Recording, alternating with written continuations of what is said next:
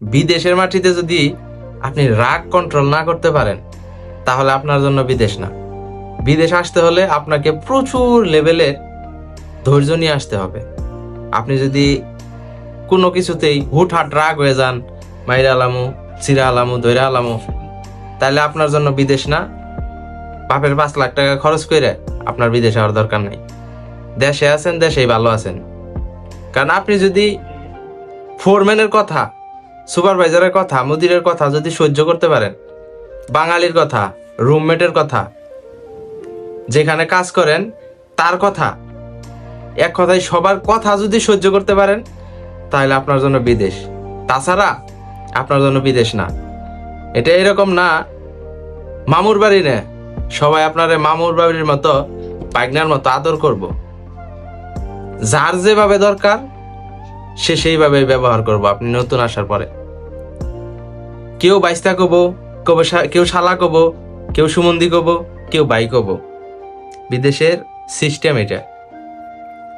বিদেশ আপনি এরকম না সবসময় আপনার আদর করব।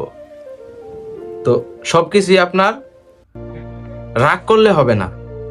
রাগ করলে এর জন্যই হবে না, নতুন আসার পর দেখবেন যে আপনি অনেক কিছু বুঝেন না। কিন্তু ফোরম্যানদের, সুপারভাইজারদের অনেকের মাথা গরম থাকে।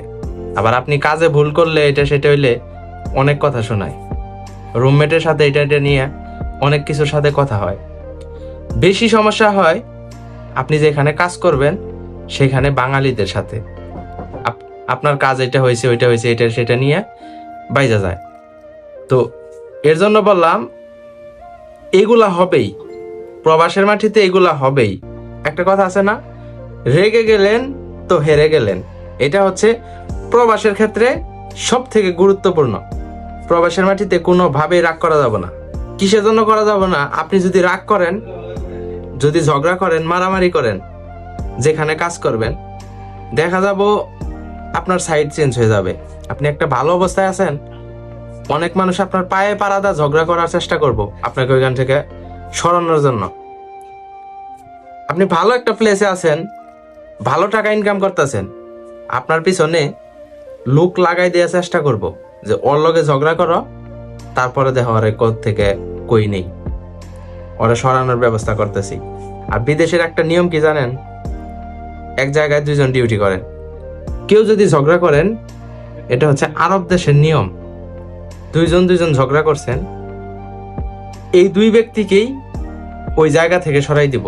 এমন জায়গায় দিব ওই 2 ব্যক্তি পরবর্তী যেন মুখোমুখি না হয়, যেন দেখাও না হয়। বড় কোনো ঝগড়া হইলে কিন্তু আরব দেশে এটা নিয়ম। তো এর জন্য বলি যে বিদেশের মাটিতে কোনোভাবেই ঝগড়ায় জড়াবেন না, কোনোভাবেই না।